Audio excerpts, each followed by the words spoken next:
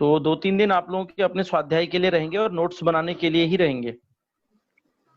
और ये अच्छा भी आपको आगे आजीवन ये काम आएगा। जितने सूत्रों को जैसे बताया उनको लिख करके आप लोग पीडीएफ बनाकर भेजेंगे तो हम लोग ग्रुप खोल देंगे एक दिन के लिए। तो आचार्य जी भी जी ऐसा कर लिए हैं, उसको लाइव प्रिपेयरिंग हो रहा है, उससे होने देते हैं। स्क्रीन रिकॉर्डिंग उधर स्टार्ट कर दिया है।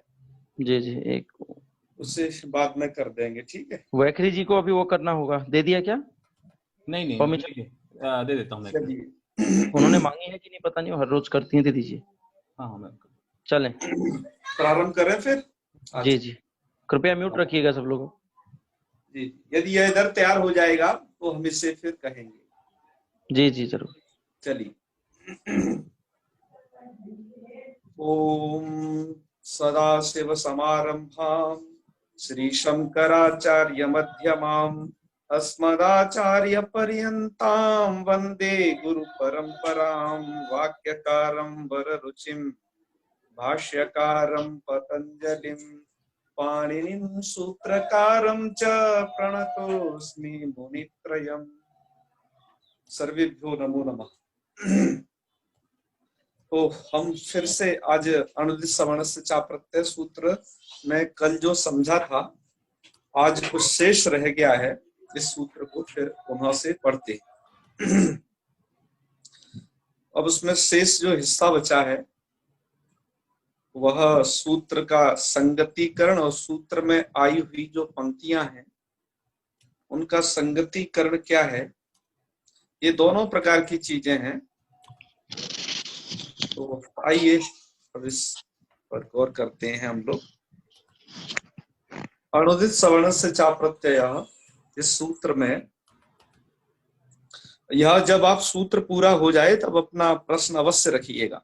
तो हम पहले सूत्र को पूरा कर लेते हैं, फिर आपके शंका समाधान को यथाक्रम लेंगे जी। तो यहाँ पर दिखा रहा है, सबसे पहले आपको दिखाई दे रहा होगा अनुदित सवर्णस्य चा प्रत्यय में यह जो ब्लैक कलर से है वह तो आपके जो पुस्तक में मूल है वह होता है ना। और हम जो ये ब्लू कलर में लिखते हैं या उसकी व्याख्या होती है थोड़ा, जो कि मूल को थोड़ा क्लियर करती है। तो यह रीति हम हमेशा रखेंगे। अब इस बात को बार बार आगे नहीं बताया जाएगा, ये आप स्वतः समझ लीजिएगा। इस तरीके हम इसी तरीके से अपनी स्लाइडों में रखा करें। तो आइए प्रारंभ है। वहां पर एक शब्द लिखा था अविधीयमाना, जिसके ऊपर कल बहुत देरी चर्चा हुई थी। अविधीयमाना का मतलब हुआ विधेय भिन्न रूप, अर्थात जो विधेय से भिन्न रूप हो, ऐसा अण।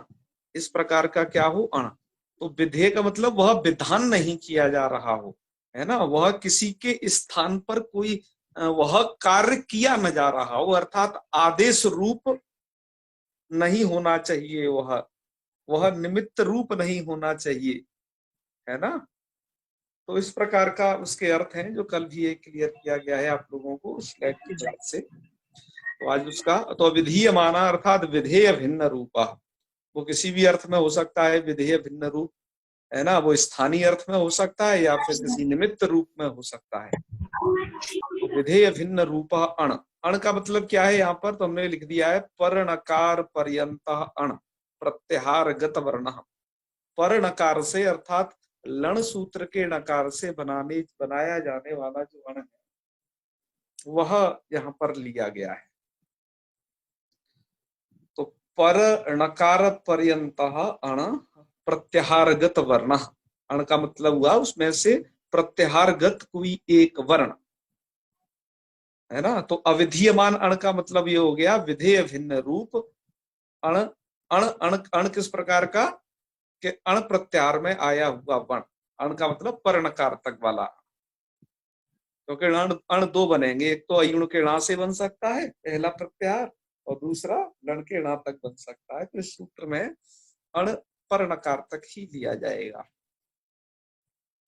फिर आगे लिखा है सवर्णस्य संज्ञा स्यात्, आपके मूल में लिखा है सवर्णस्य संज्ञा स्यात्। संज्ञा मतलब बोधक या फिर ग्राहक, वह सवर्ण का ग्रहण कराने वाला होता है। ये कल की व्याख्या में आपने देखा होगा व्हाइट बोर्ड पर, ये इस तरीके से इसका अर्थ लिखा।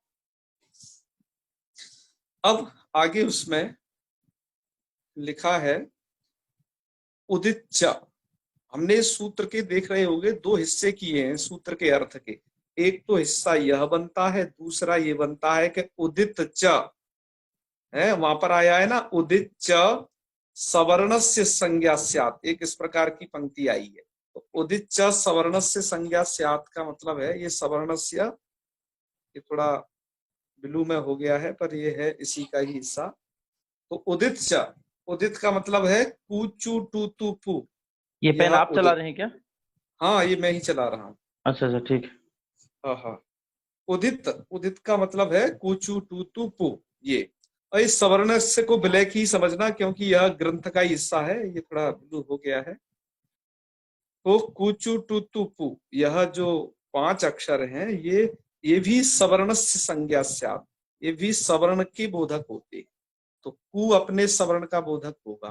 तो कु उदित है, उदित होने से यह अपने सवर्णी जो इसके 5 हैं उनका बोध कराने वाला होता है, ये उनका ग्रहण कराने वाला होता है। ग्राहक स्यात् अर्थात हम जहाँ कु कहेंगे तो वहां पर हम 5 का ग्रहण करना होगा। चू में चकार च छ ज झ या उस वर्ग के आने वाले 5 का ग्रहण करना।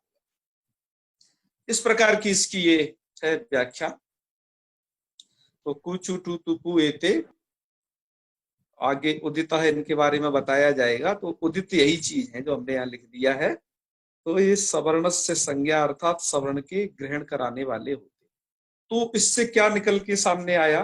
तो इससे यह सामने अभी तक निकल के आया कि एक तो अण जो होता है यदि वो अवधीयमान इस कंडीशन में है तो वह अपने सवर्णों का बोध कराता है। तो अण अर्थात उस प्रत्याहार में आने वाला हर कोई वर्ण, जैसे अ आ ओ अ ई उ रि ली है वर्ण, यहाँ तक हर एक वर्ण वहां पर क्या है अपने सवर्ण का ग्राहक कराएगा जिसके साथ उनकी सवर्ण संज्ञा है। तो अ की सवर्ण संज्ञा अपने 18 वालों के 18 के साथ है, क्योंकि अ और आ उसके प्रत्याहार में उसमें आने उसके भेद जितने भी हैं उनके साथ उनकी सवर्ण संज्ञा है, क्योंकि उच्चारण स्थान एक है और उनका अभ्यंतर प्रयत्न। इसी प्रकार से पूरा अण प्रत्याहार क्या होगा यदि वो अवधीयमान स्थिति में है तो अपने सवर्णी का बोध कराएगा, बोध का स्यात् अर्थात ग्राहक का स्यात् अपने सवर्ण का ग्रहण करा देगा।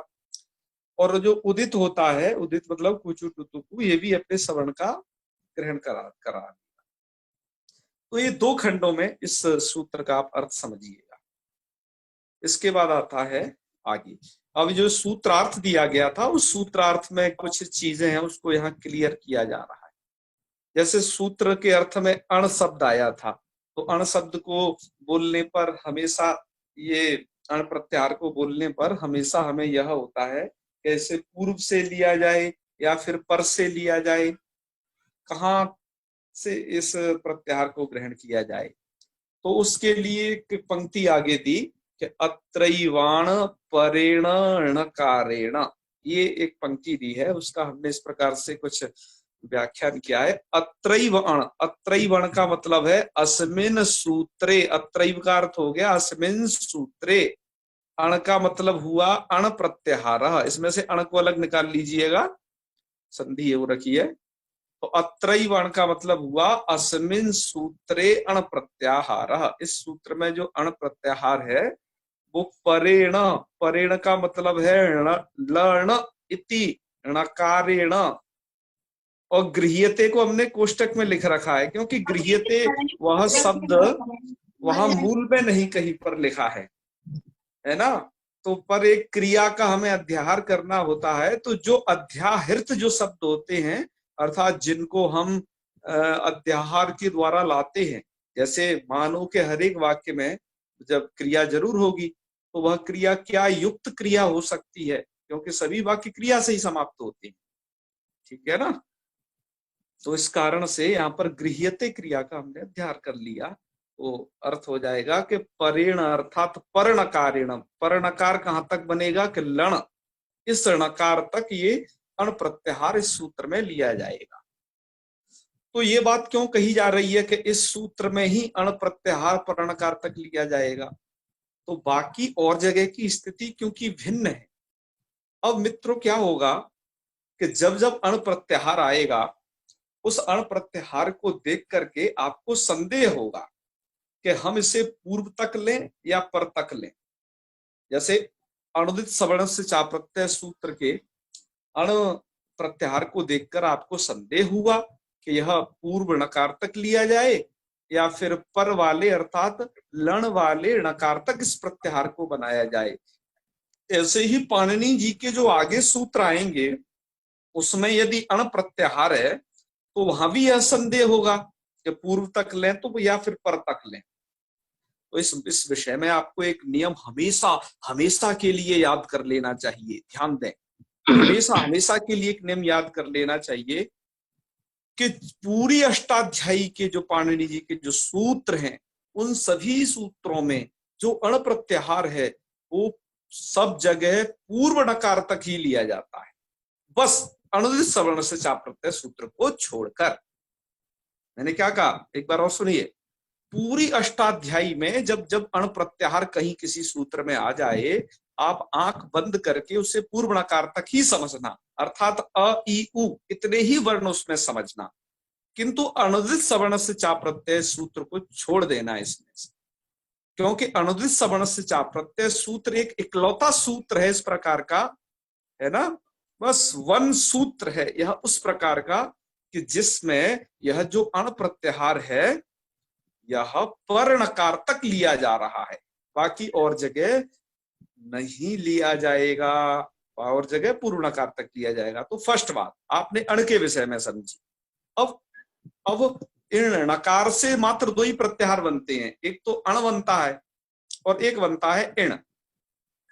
अब एक इण के विषय में भी जान लो, ये दो ही जगह आपको संदेह होगा। अण वाली स्थिति तो बता दी है, इण वाली भी सुन लो, जिससे कि आप लोग ने वही प्रश्न तो पूछा नहीं है, कदाचित पूछ दो तो उसका भी उत्तर आप समझ लीजिए। अब इण प्रत्याहार भी दो बन सकते हैं, एक तो अ ई उण के ई से ण तक ई उ ये दो अक्षर आ सकते हैं, इण बन सकता है, और एक इण लण वाले ण तक बन सकता है। तो दो बन सकते हैं इण भी। तो इण जब भी आए तो कहां तक समझें, तो इण के विषय में भी एक बात हमेशा जान लीजिए, इण जब भी लिया जाएगा कहीं पर भी तो वो हमेशा पर वाले णकार तक लिया जाएगा। तो आपने ये समझा, अण पूरी अष्टाध्यायी में पूर्व नकार तक लिया जाता है, इण प्रत्याहार पूरी अष्टाध्यायी में है जो है पर नकार तक लिया जाता है, पर अण एक जगह को छोड़ता है, सिर्फ अनुदित सवर्ण से चा प्रत्यय को, यहाँ पर वो पर नकार तक गृहीत होता है। ये व्याख्यान रहा, इसलिए यहाँ पर लिखा अत्रैवाण परेण नकारेण अर्थात गृह्यते लणिति नकारेण गृह्यते। यह आपको स्पष्ट हो गई होगी बात। अब आगे देखो, यहाँ पर लिखा था उदित च, उदित भी सवर्णों के बोधक होते हैं, ये उदित भी लिखा था। तो उदित माने क्या, उदित किसको समझें, तो उदित के विषय में बताया है कि कु चू टू तू पू ये उदित जो बताया था ना ऊपर, वो तो हमने यह जो व्याख्या लिखी थी वो इसी आधार पर लिखी, इसी मूल के आधार पर, ऊपर वाली अर्थात ये वाली व्याख्या। तो यहाँ पर बताया गया है कि ये उदित कौन है जी, उदित का नाम बताइए, उदित किस चिड़िया का नाम है, तो बता दिया कि कूचू टू तू पू एते उदिता, ये उदित कहलाते। तो आपको उदित समझ में आ गए होंगे कि ये उदित है। अच्छा, इनको उदित क्यों कहते हैं, वह प्रश्न कल पंतोला जी ने भी पूछा था, उसका आज भी और एक बार और उसका समाधान कहेंगे। उदित अर्थात उत इत ये शाम, उत अर्थात उकार होगा इत जिनका है, तो इन सब में उत का मतलब है उकार, इत मतलब इत संज्ञक होगा जिनका, उनको उदित कहा जाता है। अब पूछू टू तू इन सब जगह ऊ देख रहे होगे, उकार के इत होने से इनकी एक संज्ञा हो गई कि भाई उदित कौन, के तुम लोग हो उदित, वो कौन है, पूचू टू तू पू, इन ये जो पर्सन है पूचू टू तू पू, इनका नाम हो गया उदित। अच्छा, अब यहाँ पर ये कल पंतोला ही शंका कर रहे थे कि यह जो उदित है यह तो लग रहा है प्रथमा विभक्ति वाला, और एते, हाँ ये जो है, पर ऐसा नहीं है, एते जैसे बहुवचनांत है, उदित भी बहुवचनांत है, क्योंकि ये इत शब्द क्या है, त अंत वाला है जी।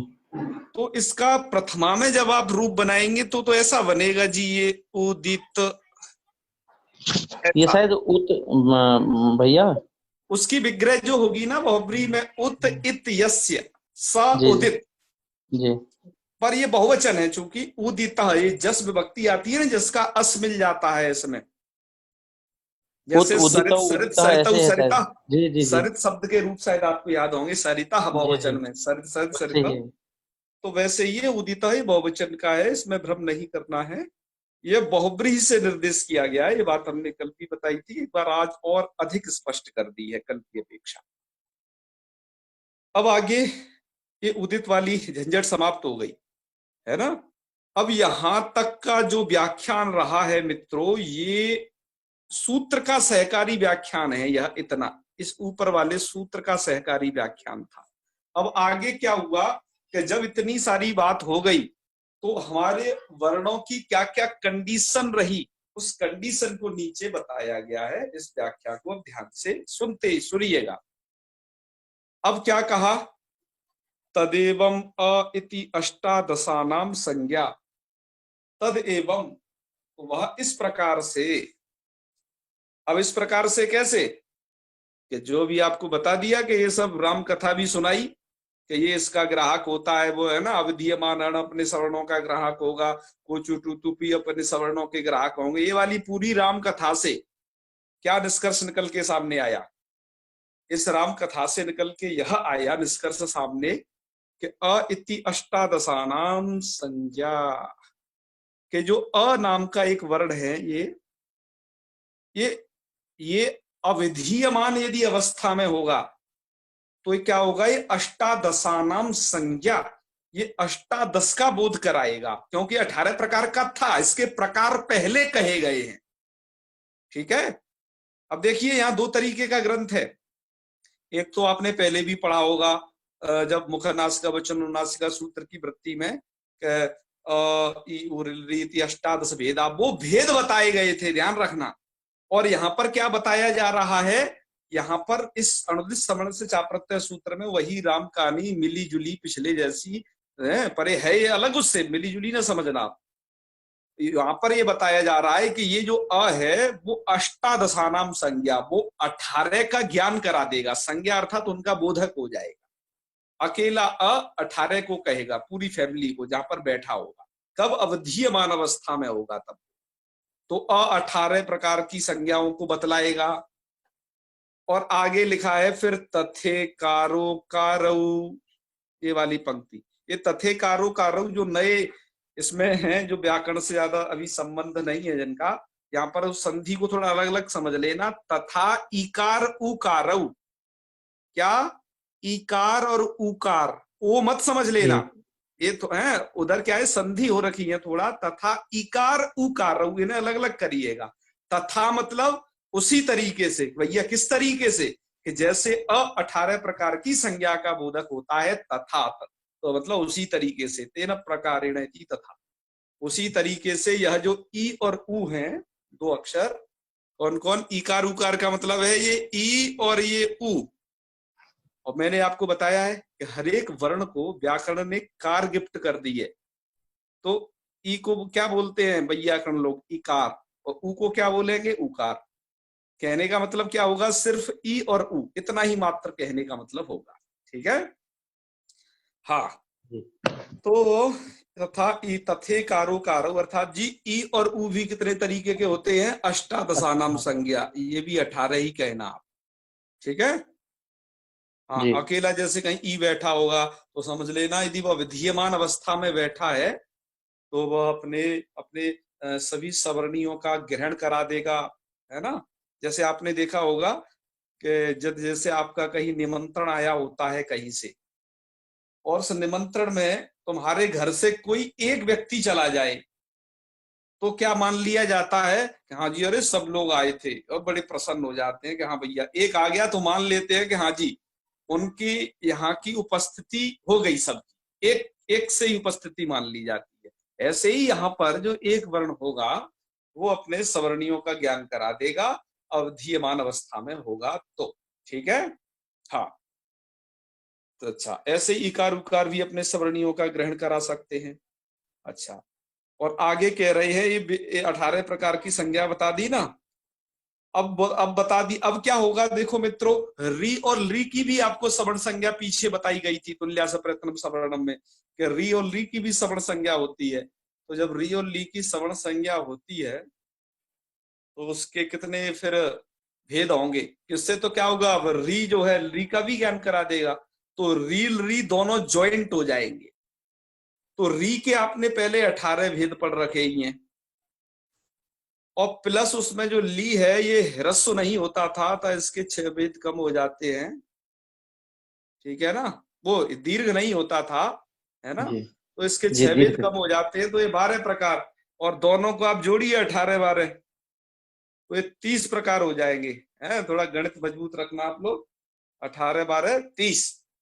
तो इसलिए इन दोनों की सवर्ण संज्ञा होने से इनको मिला के बोल दिया कि जी ये रिकार 30 प्रकार का होगा।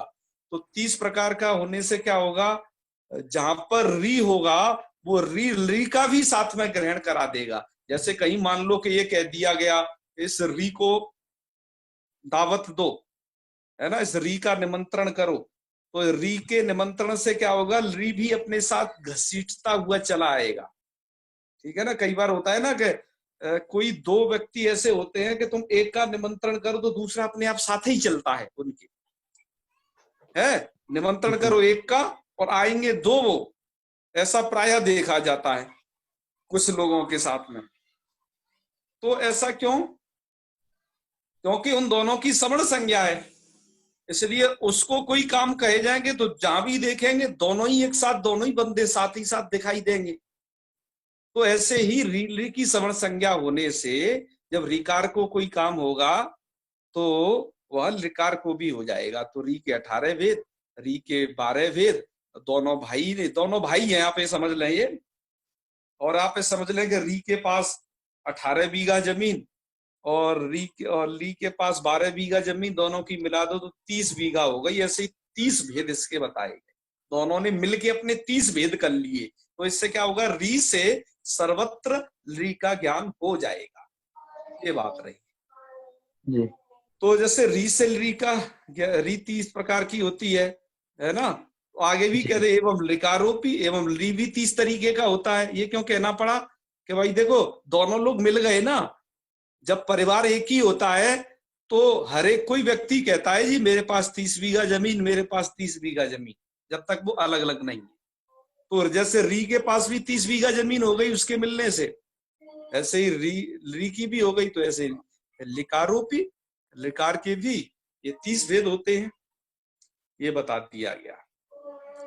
और फिर कहा जी कि अच्छा कि एज तो 12 ही प्रकार के होंगे, एज तो क्या होगा 12 प्रकार के होंगे, अर्थात ये अपने सवर्णों के बोधक नहीं होते बिल्कुल।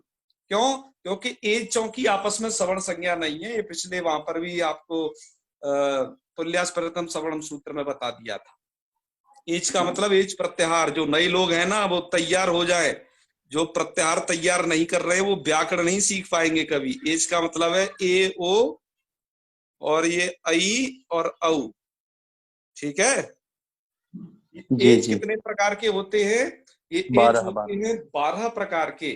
क्यों, इनकी आपस में कोई सवर्ण संज्ञा नहीं है, अकेला अकेला है ये। जैसे ए और आई, इनको तुम है बहन मत समझना आपस में, ओ और औ को भाई मत समझना, ये सब अलग अलग है। ये दिख जरूर रहे हैं, इनके उच्चारण स्थान एक है, सब कुछ है, फिर भी इनकी सवर्ण संज्ञा नहीं होगी। क्यों, ए की ऐ के साथ नहीं होगी और ओ की औ के साथ नहीं होगी सवर्ण संज्ञा। कारण क्या है उसमें, जो आपको बताया, इनकी सवर्ण संज्ञा इसलिए नहीं होती है, दो सूत्र अलग अलग आरंभ जो किए हैं पाणिनि जी ने, एओंग भी रखा और अयौच भी रखा, अतः इनकी सवर्ण संज्ञा नहीं होती है, नहीं होती है। तो ऐसा मत कहना एक के साथ ऐ की सवर्ण संज्ञा हो गई तो तुम 24 भेदों के सोचने लग जाओ कि 12 ए के और 12 ही ऐ के, दोनों के मिला दो 24 हो जाएंगे। तो ये जो है अपने सवर्णियों का ग्रहण नहीं कराएगा बिल्कुल भी। अनुदित सवर्ण से चा प्रत्यय सूत्र ये हो अय्यऊ में सवर्णियों का ग्रहण नहीं होता है कभी, क्योंकि उनकी सवर्ण संज्ञा ही नहीं होती, तो सवर्णियों का ग्रहण कैसे कराएंगे जो है। अतः ए ओ अय्यऊ ये सेपरेट वर्ण है, ए 12 ओ 12 ये अपने अपने 12, जहां ए पढ़ाए तो ए कोई काम होगा, ओ पढ़ाए तो वो कोई काम होगा, उनकी फैमिली उनके साथ औ फैमिली के रूप में नहीं आएगा, ए का ऐ फैमिली के रूप में नहीं आएगी। तो आप ये थोड़ा समझ लीजिएगा। तो अतः का एचो द्वादशा नाम, एच 12 प्रकार के होते। फिर आगे कहा अनुनासिका ननुनासिक भेदे न यवला द्विधा। अनुनासिक और अननुनासिक भेद से य व ला, य व ला ये 3 अक्षर, यवला का मतलब है य, ध्यान दीजिए, वन पहला अक्षर, व और ल ये 3 अक्षर, क्योंकि ये 3 अक्षर भी किस में आते हैं? अण प्रत्याहार में आते हैं, आपको पता ही हो। अण प्रत्याहार की यात्रा चल रही है ना सब। जी जी जी। ये अब जो है, अब ह य व र, वहां पर हा की तो कोई कथा नहीं है, हा को तो आप हटा दो, अब य व र उधर बचे। तो कह रहे हैं अनुनासिक और अनुनासिक भेद से जो य वाला है वो दो तरीके के होते हैं, उनमें दो प्रकार हैं। कि वो प्रकार क्या क्या है य वाला के, तो कह रहे बता तो दिया। एक तो प्रकार है अनुनासिक, और यहीं से एक संधि होकर के जुड़ रखा है, दूसरा अननुनासिक। तो 2 प्रकार हो गए, 1 और 2। तो ये दो प्रकार के होते हैं। अच्छा, वो 2 प्रकार क्या है थोड़ा हमने यहाँ लिख दिए हैं, वो देखिए। पहला वाला अ क्या है? वो य, अननुनासिक, अर्थात वो अनुनासिक नहीं है। और दूसरा वाला देखिए य, ये जो है अनुनासिक है। तो पहला अननुनासिक और अनुनासिक, अरे दूसरे वाले पे लग गया। ऐसे ही वह अनुनासिक और अननुनासिक, और ये अननुनासिक और ये अनुनासिक ला। तो ये य वाला जो है ये दो तरीके के हो गए। यहाँ पे देख लीजिए, आपने अभी तक अनुनासिक और अनुनासिक धर्म स्वरों के पढ़े थे, अ ई ऊ पे, है ना। पर ये य वाला भी अनुनासिक और अनुनासिक वेद से दो तरीके के होते हैं, ध्यान रखिएगा। क्योंकि मित्रों आपको पता है भाषा विज्ञान में जो यण होते हैं, जो यण मतलब ये वाला, इसमें तो र को तो छोड़ दिया है, उसकी तो कोई किसी के साथ सवर्ण संज्ञा नहीं है, इसलिए अब जो है यह वाला जो ये बचे, इनको अर्ध स्वर कहा जाता है। ध्यान रखना मित्रों, इनको क्या कहा जाता है? अर्ध स्वर। तो अर्ध स्वर होने के कारण यह अनुनासिक और अननुनासिक जो भेद हैं इनके संभव हो पाए इस कारण से। तो ये भी दो तरीके के हो गए। फिर आगे पंक्ति लिखी आपके अनुदित सवर्ण से चा प्रत्यय सूत्र के सबसे लास्ट में, उस पंक्ति को हमने यहाँ पर लिखा है। वो पंक्ति क्या है कि तेन, वो पंक्ति ये है कि तेन अनुनासिकास्ते द्वयो संज्ञा, इस प्रकार की एक पंक्ति दी है। तो तेन मतलब तेन हेतुना, इस हेतु से, क्या है ना, तेन मतलब हेतुना, ये हेतुना के साथ जाएगा। और अनुनासिका, अनुनासिका मतलब कौन से कौन से अननुनासिका, अर्थात प्रत्याहार सूत्रेषु पठिता अनुनासिका। तो तेन मतलब इस हेतु से, प्रत्याहार सूत्रेषु पठिता अनुनासिका, प्रत्याहार सूत्रों में जो पढ़े गए अननुनासिक वर्ण है। तो अब मित्रों आपको पता होगा प्रत्याहार सूत्र मतलब ऐ उण ऋलृक। तो बताओ ऐ उण ऋलृक में जो यह वाला पढ़े गए हैं वो अनुनासिक पढ़े गए हैं कि अननुनासिक पढ़े गए हैं? पंतोला जी। जी अननुनासिक, अननुनासिक पढ़े गए हैं, अर्थात वो चंद्र बिंदु रहित है जी। तो इसलिए वो जो अननुनासिक हैं, पंक्ति का अर्थ लगाना, तेना मतलब हेतुना, उस हेतु से, जो भी हेतु बताया कि उससे प्रत्याहार सूत्रेषु पठिता अनुनासिका, अननुनासिका, प्रत्याहार सूत्रों में पढ़े गए अनुनासिक हैं। कौन? ते अनुनासिका, ते मतलब कौन? यवला, जो य वाला ये 3 अक्षर है, वो द्वयो संज्ञा, अर्थात और दो प्रकार के होते हैं, दो ग्राहका भवंती है, दो प्रकार की संज्ञा होते हैं, मतलब दो तरीके का बोध कराते हैं। तो एक यह इस तरीके का दो का बोध कराएगा, वह इस तरीके से कराएगा, है अल्लाह इस तरीके से कराएगा, ये कहने का मतलब है। तो इसके क्या, तो यह सूत्र पूरा हो गया, दो प्रकार की इसकी। तो यह वाला भी 2 तरीके का हो गया, अनुनासिक और अननुनासिक भेद जी। हाँ, तो या के 2 भेद, वा के 2 भेद, ला के 2 भेद जी, ये भेद अब पूरे हो गए। अब देखो इससे क्या निकल के आया सामने, आप एक बार भेदों को गिन लीजिए। अ के 18 भेद, ई के 18, ऊ के 18, हम भेद पहले गिनवा चुके हैं जी। अब बच्चा री और ली की सवर्ण संज्ञा है, तो दोनों के कह दो 30 री के भी माने जाएंगे, ऊ के भी माने, ली के जी। ए ओ ऐ औ प्रत्येक के 12 हो गए, ए के बार है, वो के बार है, उ के बार है, ठीक है जी ए ओ ऐ औ। अब आ जाइए जी। है वरट में, ह का कोई भेद नहीं है जी। ह के बाद क्या है य के दो भेद, अनुनासिक और अनुनासिक, ठीक है। जी व के दो भेद, अनुनासिक अनुनासिक, या व ल के दो भेद, अनुनासिक अनुनासिक। जी और र भी इसमें छूट गया है, र का भी जी कोई जी भेद नहीं है। जी तो अण प्रत्याहार में आने वाले जो पर्ण था, पर्णकारतक जो अण प्रत्याहार बना, इसमें से दो ही लोग छूटे, ह और र। बाकी सभी के आपने भेद पढ़े, ठीक है ना, बाकी सबके भेद आपने पढ़े। और इन अण के अलावा और जो बच गए बहुत सारे व्यंजन, नीचे आप देख रहे होंगे, यम गणना झपा घट दस, ये सब कुछ जो भी व्यंजन बच गए, इनका कोई भेद नहीं होता, ये सब सिंगल सिंगल प्रकार के होते हैं, एक ही तरीका के होते हैं। यह अभी तक आपने यहां तक संज्ञा प्रकरण से यह सब सीखा है। अनुदित जी सवर्ण से जी चा प्रत्यय सूत्र तक की ये सब व्याख्या हुई। जी। तो अब इतनी व्याख्या के बाद आप लोगों के प्रश्न ले लेते हैं, फिर हम अगले सूत्र की तरफ चलेंगे। नहीं बताइए। जी एक एक करके लेते हैं। हाँ हाथ एक एक खड़ा करके। कीजिए। जी जी जी। हाँ, अंकित उपाध्याय जी, नरवर, अनम्यूट कीजिए। शायद अनम्यूट नहीं हो पाएंगे, मैंने कुछ किया है, मैं ठीक करता हूँ उसे। अच्छा अच्छा। अब आप कर पाएंगे, अनम्यूट कर सकते हैं, बोले। अंकित प्रणाम उपाध्याय। मास्टर। हाँ महादेव महादेव। तो मास्टर जो आई ओर में जो या वाला जो ग्रहण किए गए, अनुनासिक ग्रहण किए गए, अनुनासिक। बता तो दिया। अभी आवाज यहाँ मेरी तरफ आवाज एक थोड़ा सा कट पंक्ति गई थी, में सुन नहीं पाया था मैं। हाँ देखो, यहाँ साफ साफ सुन नहीं पाओ तो हमने लिख भी दिया है। यहाँ पर हमने लिखा है प्रत्याहार सूत्रेषु पठिताः अननुनासिकाः यवलाः। प्रत्याहार सूत्रों में अननुनासिक यवला पढ़े है। प्रत्याहार सूत्र था वो अयुण, तुम जिन्हें कह रहे हो प्रत्याहार सूत्र भी कहते हैं। हाँ, तो अननुनासिक पढ़े गए हैं, अर्थात वो अनुनासिक नहीं है।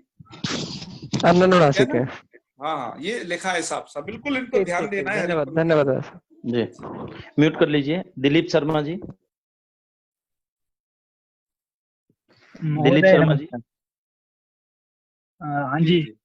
हाँ जी हाँ जी। सर वो आपने अभी बताया ना कि सभी के भेद होते हैं परंतु र और ह का ही नहीं होता है, वो कारण क्या है सर जो उनका नहीं होता है? ये भाष्य प्रमाण है इसमें। जी। भाष्य वचन है ना, जो एक व्याख्याता है भाष्यकार पतंजलि जी। हाँ जी। तो भाष्यकार ही कहते हैं कि नहीं होते। जी भाष्यकार ने एक पंक्ति कही, रेफोस्मानानाम सवर्णा न संति। जी। रेफ अर्थात र के और ऊष्म वर्णों के कोई सवर्णी नहीं होता है। जी महोदय। यह भाष्य ही प्रमाण है, ठीक है ना। यानी आचार्य जी ने जो बताया, उनके अलावा अन्य जितने भी व्यंजन वर्ण हैं, उन किसी का भी नहीं होता है, ये समझना चाहिए हमको। अभी हमने सबका टोटल आपको बताया ना, वो सब उसी जी। रीति से बताया है, बिल्कुल उनके अलावा जितने भी हमारे पास प्रत्याहारों में वर्ण हैं, उनमें से किसी का भी नहीं होगा। जी बिल्कुल बिल्कुल बिल्कुल।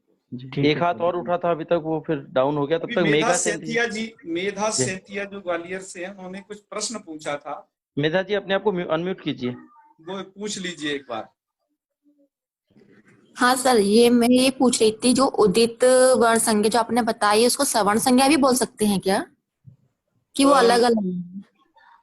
नहीं, उदित जो होते हैं वो अपने सवर्णों का ज्ञान कराते हैं। उदित का मतलब जैसे कु यह उदित है, चू यह उदित है, टू पू यह एक एक एक उदित है। यह उदित क्या होगा, अपने सवर्णी का ज्ञान कराएगा। सवर्णी का ज्ञान कराएगा। जैसे पाणिनि जी ने अपने किसी सूत्र में कह दिया कु, तो आप वहां कु से क्या समझे, क मात्र मत समझना, बल्कि वो पांचों अक्षर समझने हैं आपको। तो कु अपने जो उनके साथ जिनकी सवर्ण संज्ञा, उन सब का ज्ञान करा देगा। अच्छा सर, ठीक। अपने से बचे कुछ अतिरिक्त जो चारों हैं, उनका ज्ञान करा हाँ देगा। जी सर, ठीक सर, धन्यवाद। म्यूट कीजिए। रवि जोशी। हाँ गुरु जी प्रणाम। महादेव महादेव। हाँ महोदय, मैं जानना चाह रहा था, एक तो मुझे ये जानता कि एक बार थोड़ा सा हल्का मेरे को अनुनासिक और अनुनासिक को हल्का सा थोड़ा सा स्पष्ट कर देते। और एक चीज और कि जो सूत्र में लिखा है ऋकारो अपि, जी तो जी। यहाँ पे जो अपि में अवग्रह है, अवग्रह किस कारण से है? यहाँ पे अपि में अ भी तो हो सकता था, अवग्रह हाँ, वो का। अवग्रह के नियम आप एंगा पदांता दत्ती इत्यादि संधि पढ़ोगे ना, जी जी जी वहां पर ये और हम आपको विस्तार से बताएंगे अवग्रह के क्या नियम जी होते हैं। जी जी महोदय। इन सबको वहां बताएंगे और एक बार। जी इन्हीं अच्छा, से दूसरा संबंधित आपने अगला प्रश्न दूसरी एक चीज जी। और पूछी थी, क्या थी वो शुरुआत में? अनुनासिक और अनुनासिक। अनुनासिक का थोड़ा सा भेद हल्का सा थोड़ा एक बार और। आपने मुखनासिका वचन अनुनासिका सूत्र सुना के नहीं हम लोगों से यहाँ हाँ ये जी जी जी पढ़ा महोदय। वहां पर हमने ये बड़े विस्तार से आपको बताया था। अनुनासिक का मतलब होता है जो शब्द मुख और नासिका की सहायता से बोला जाए। जी जी जी जैसे जैसे ई, इनको बोलने में मुख और नासिका दोनों की सहायता लग रही है। जी महोदय। और केवल बोलेंगे अ ई, इनको बोलने में केवल ये केवल मुख से ही बोले जा रहे हैं ये वर्ण, जी ठीक है ना। तो जी ये महोदय। अनुनासिक और अनुनासिक का उच्चारणगत भेद है। और लेखन में भी भेद होता है। जो अनुनासिक होता है उस पर चंद्र बिंदी लगाती। जी जी जी जी जी धन्यवाद मेरे महोदय। क्लास ये समान प्रश्न लवलीन ग्रोवर जी का भी था, अनुनासिक और अनुनासिक का, उन्होंने चैट किया था तो वहां उनका सॉल्व हो गया होगा। ठीक वैखरी है, जी ठीक है। कुलकर्णी। आचार्य नमो नमः। हाँ, नमो नमः। एक मिनट। जी बोलिए। ये ग्रहणक सूत्र क्या है, इसका अर्थ? जी जी, क्या है कौन सूत्र? ग्रहणक सूत्र, मेरे पास जो पुस्तक है उसमें ग्रहणक सूत्र ऐसा लिखा है। ग्रहणक सूत्र नहीं, ग्रहणक शास्त्र। हाँ, इसको सही कहा, ग्रहणक सूत्र के रूप में लिखा होगा। तो वो उसका अर्थ क्या है? उसका अर्थ यह है कि ग्रहणक, इसको अनुदित सवर्ण से चा प्रत्यय सूत्र किस प्रकार का सूत्र है? ग्रहणक सूत्र है, अर्थात ये सवर्णों का ग्रहण करवाता है।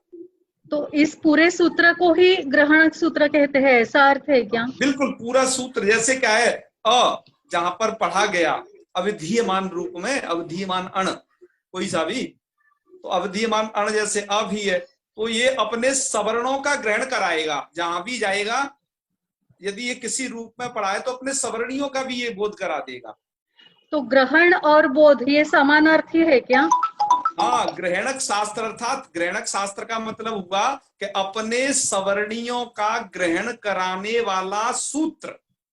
हाँ, मतलब बोध कराने वाला, यही समानार्थी। बिल्कुल, बोध कराने वाला सूत्र, अपने सवर्णियों का बोध कराने वाला सूत्र। उसी को मैंने कई ग्रहणक जगह सूत्र। ग्रहणक को बोधक के रूप में स्लाइडों में लिखा भी है, आपने देखा हो एक आध दो जगह। हाँ, वही है इसका मतलब। अच्छा, ठीक है जी, जी। धन्यवाद। श्याम सुंदर जी। श्याम सुंदर जी।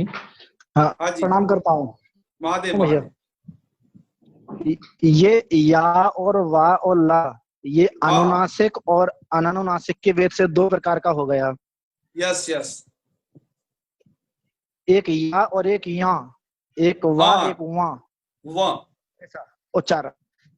तो आपकी स्लाइड में वो आपने हलंत कर रखे हैं, तो मैं समझना चाहता था हलंत क्यों किए हैं आपने? हलंत क्यों किए हैं ना? द्विधा के बाद हलंत किए हैं। अब देखो, जी, यदि जी, उसमें अ में अकार को साथ में रखता ना, प्लीज जी, ध्यान जी, दो जी। इधर इस बात पे। जी जी जी जी य अर्थात शुद्ध, य मतलब शुद्ध य, य मतलब अनुनासिक य, अनुनासिक, ठीक है।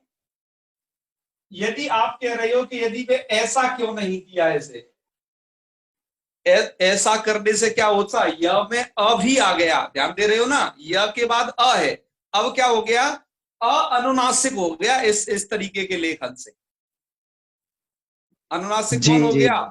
य में एक आ भी हो गया हलंत न लगाने से, तो आ भी क्या हो गया, अनुनासिक हो गया। बल्कि हमें अनुनासिक किसको करना है, ध्यान रखो, मैं एक बार फिर कह रहा हूं, अभी तक आपने स्वरों के ही अनुनासिक और अनुनासिक भेद समझे थे। ये तीन वर्ण ऐसे हैं, तीन वर्ण का मतलब ये तीन व्यंजन वर्ण जो बिना किसी स्वर की सहायता से खुद अनुनासिक और अनुनासिक भी हो सकते। तो इसलिए मैंने जी, नहीं तो इसमें आकार को अनुनासिक समझ लेते। ठीक है, इस प्रकार का लेखन इसलिए किया जाता है। अभिजीत मसनाले जी। जी कृपया वो फिर से एक बार वो स्लाइड दिखा देते क्या, वो 18 भाग जो फैमिली है ना पूरी, उसको आपको भेज देंगे हम ग्रुप में। वैसे कई हाँ, लोगों ने स्क्रीनशॉट ले रखे होंगे, आप उनकी सहायता ले सकते हैं। हम भी उनका स्क्रीनशॉट करके ग्रुप में किसी के भेज पास देंगे। स्क्रीनशॉट है तो अभी चैट बॉक्स में डाल दीजिए, वहां से हाँ। डाउनलोड कर लेंगे। और चलिए। पहले पढ़ा चुके हैं उसे। हाँ हाँ, वहां पर नहीं, दोबारा भेज देंगे, कोई दिक्कत नहीं। वैभव पांडे। हाँ जी, नमो नमः महोदय। नमो नमः वैभव जी। आज तो आप मुझे लगता है पहली बार प्रश्न पूछ रहे हो ना? जी जी जी महोदय। बिल्कुल, पता चल जाता है नामों के उच्चारण से। आपको सबसे पहले तो बहुत बहुत बधाइयां, ऐसे ही प्रश्न पूछते रहो नए नए लोग। महोदय हमने जब स्टार्ट करा था महोदय कि प्रत्याहार सूत्रों में कि हाँ, वहां हाँ। पे 2 अण आए थे, हाँ, 2 हाँ। अण। तो महोदय उसमें पहले अण में तो हमारे जो वर्ण थे अ इ उ ग्रहण हो रहे थे। जी जी। और महोदय दूसरे में दूसरा अण हमें अ इ उ री ली ए औ हाँ, हाँ। ऐ औ हय व र ल इन जी। वर्णों का बोध कराता था। तो हाँ, हाँ। महोदय तो महोदय जो दूसरे वाला अण प्रत्याहार है, जी जी। वह सवर्णस्य प्रत्यय का होगा का, या इसी जो हमने अभी सूत्र करा इसी से हाँ, संबंधित वो होगा महोदय? हाँ, दूसरा वाला अण जो है अणुत सवर्ण से चा प्रत्यय के लिए है। तो महोदय लिखा है उनमें उसमें। उनमें जो वर्ण है उन्हीं की सवर्णी संज्ञा होगी।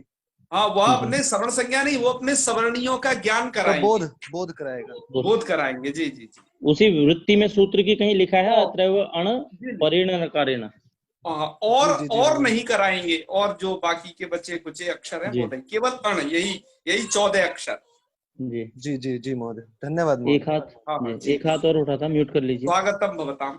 चलिए, उनका हाथ नहीं उठा है तो समाप्त करने से पहले मैं एक चीज बोलना चाह रहा था भैया। जी जी जी। ये आज कौन कौन है जो आज पहली बार जुड़े हुए हैं? कुछ लोग, हाँ हाँ कुछ लोग हैं शायद, वो मेरे से संपर्क कर लीजिएगा एक बार वैयक्तिक। हाँ हाँ, ठीक ठीक। एक प्रिया जैन जी हैं और कुछ और लोग भी हैं शायद, वो पहले बीच में किए थे फिर नहीं कर पाए थे।